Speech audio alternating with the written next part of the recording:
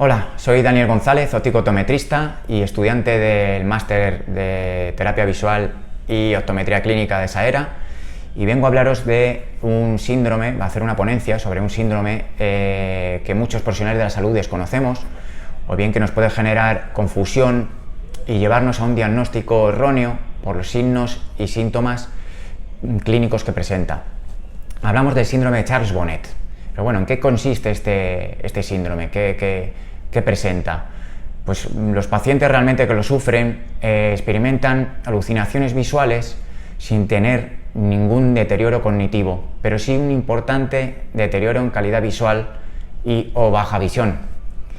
Es importante para nuestra profesión, para los ópticos optometristas, saber identificar este síndrome que está en aumento, para así diagnosticar y derivar a los profesionales correctamente. Vamos a hacer un poquito de historia y situarnos, y es que ya en 1769 es cuando se registra el primer caso clínico por un biólogo llamado Charles Bonnet, que presentaba a su abuelo de 87 años, ciego por cataratas, con alucinaciones complejas, que le aparecen caras, personas, animales, y sin tener ninguna patología psiquiátrica previa. A lo largo del siglo XX, luego hay varios autores que describen el caso de manera similar. Y a destacar el psiquiatra de Morsern, que en 1936 define y da nombre a este cuadro con el síndrome de Charles-Bonnet, describiendo un cuadro de alucinaciones visuales en personas de edad avanzada que conservan sus facultades. En 1956, Heckain y Badaracco plantean interesantemente un vínculo entre el déficit visual y las alteraciones sensoperceptivas. Ya en 1982, Berrio y Bruck concluyen que el síndrome de Charles-Bonnet consiste en un proceso de alucinaciones visuales en ancianos sin ninguna otra patología. Este trabajo que presentamos es una actualización bibliográfica de estudios publicados, casos clínicos y trabajos de investigación. Así pues, en el síndrome de Charles-Bonnet describe al paciente presentando unas alucinaciones visuales repetitivas, persistentes, de aparición súbita, que siempre interpreta como no reales.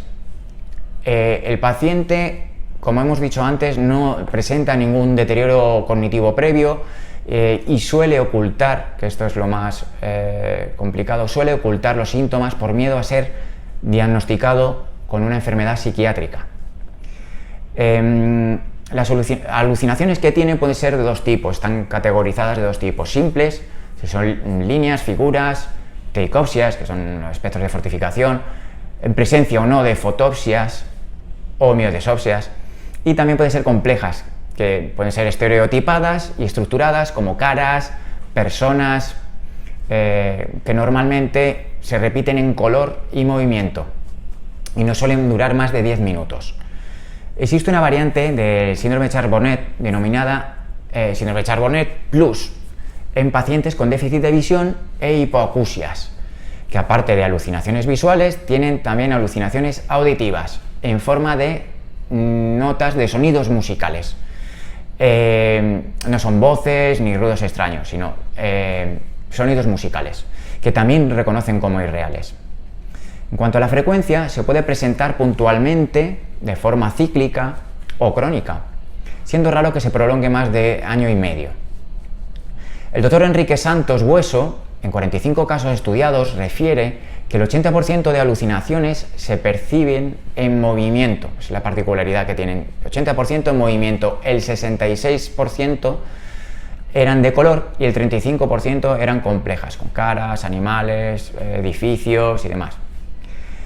Aunque el síndrome de Charles-Bonnet no se ha relacionado con ninguna anomalía psiquiátrica, algunos estudios sugieren que los pacientes presentan un riesgo de evolución hacia la demencia de 25 veces superior a la población sana a la misma edad, ya que aparecen alteraciones del sueño, del ciclo del sueño, alteraciones, depresión, tras estas exposiciones, tras visualizar estas alucinaciones. Es por lo que es de suma importancia que hagamos un diagnóstico precoz para tratarlo cuanto antes. En cuanto a la incidencia y prevalencia de este síndrome, que está en aumento, afecta al 0,1% de la población general y entre un 10 y un 15% de pacientes de baja visión. Afecta mayormente a mujeres de entre 75 y 84 años, siendo casi el 70% mayores de 80 años y el 66% de sexo femenino.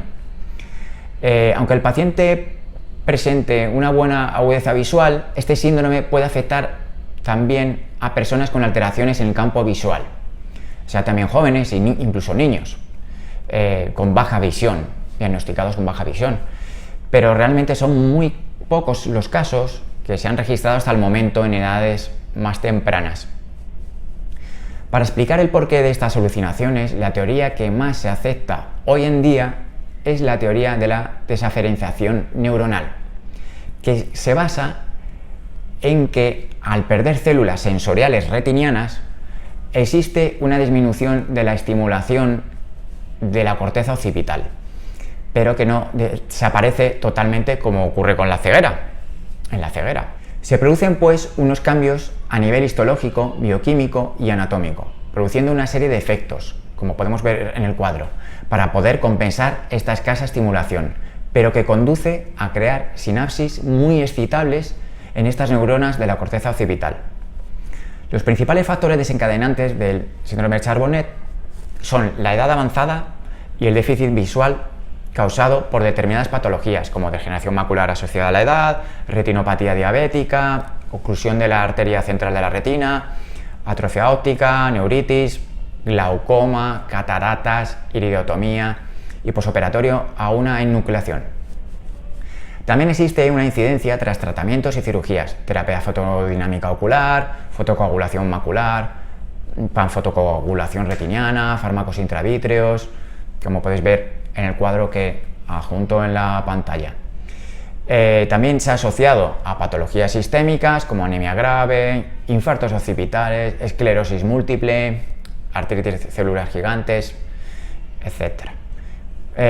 Otros factores desencadenantes son la fatiga, el estrés, baja iluminación, deslumbramiento y aislamiento social, también anomalías cognitivas. Las alucinaciones visuales pueden desaparecer cuando el deterioro visual evoluciona a una amaurosis bilateral por ausencia de estímulos, que junto con la desaferenciación dejan de estimular la corteza occipital, concluyendo el cese de alucinaciones. Al ser un síndrome poco frecuente y poco estudiado, se pretende consensuar los criterios para su diagnóstico, como los que aplica ya la unidad de neurooftalmología del Hospital Clínico San Carlos de Madrid, en los que establece que se debe cumplir siempre un episodio único diagnosticado de alucinosis visual independientemente de su duración, un deterioro también de la agudeza visual o campo visual y tercera condición, no padecer ninguna patología neurológica que lo justifique. El síndrome de Charbonet se diagnostica entonces por un oftalmólogo y se revisa por neurólogos y psiquiatras para descartar otras alteraciones. Así pues, el diagnóstico diferencial ha de hacerse por alucinaciones fisiológicas asociadas al sueño o enfermedades neurodegenerativas como Alzheimer, Parkinson, demencia por cuerpos de Lewy, etc. También existen otras patologías neurológicas como la epilepsia, narcolepsia, macropsias y metamorfosias presentado en el síndrome de Alicia del País de las Maravillas, enfermedades psiquiátricas como esquizofrenia, psicosis o bien drogas con alucinaciones y causas orgánicas como tumores en la hipófisis, lesiones occipitales y ciertos fármacos, como estáis viendo ahí en el cuadro. El tratamiento del síndrome de Charbonet exige una actuación personalizada, dependiendo de las características, patologías asociadas y factores psicosociales. No existe, pues, un tratamiento estandarizado. Llevaremos desde una observación y seguimiento en los casos más leves hasta un tratamiento médico para los casos más graves. El tratamiento médico consiste en explicar el origen de los síntomas y aclarar la ausencia de patología psiquiátrica para preservar la salud mental del paciente, e incentivar los factores sociales. Tratar la patología visual causante favorecerá el cese de las alucinaciones. En casos más graves es necesario un tratamiento farmacológico, debido a los cambios producidos por la desaferenciación, por lo que va a haber unos fármacos específicos para los cambios histológicos, otros para los anatómicos y otros para los cambios biológicos, que van a tratarse normalmente con anticonvulsionantes, antipsicóticos y agonistas de la serotonina. Para finalizar, conclusiones que debemos recordar en nuestra profesión de óptico optometrista con el síndrome de Charles Bonnet. Y es que no es una patología psiquiátrica, es una patología neurooftalmológica. Afecta a más del 15% de pacientes de baja visión y se asocia con patologías oculares del envejecimiento, como degeneración macular asociada a la edad, retinopatía diabética. Otra, que es que el riesgo de demencia es bastante superior en estos pacientes, por lo que hay que hacer un diagnóstico precoz y seguimiento. Y hay que tratar la patología que lleva a ese déficit visual, que en muchos casos va a hacer que remita al cuadro, como por ejemplo en una operación de cataratas. También es necesario explicar al paciente el origen de los síntomas.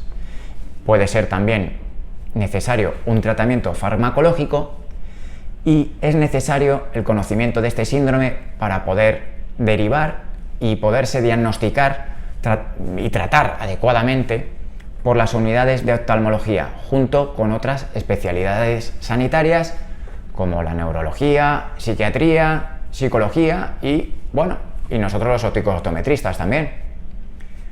Bueno, así que nada, esta ha sido la ponencia del síndrome de Charles Bonnet. Espero que os haya gustado, os haya parecido interesante y nos vemos en la próxima. Gracias.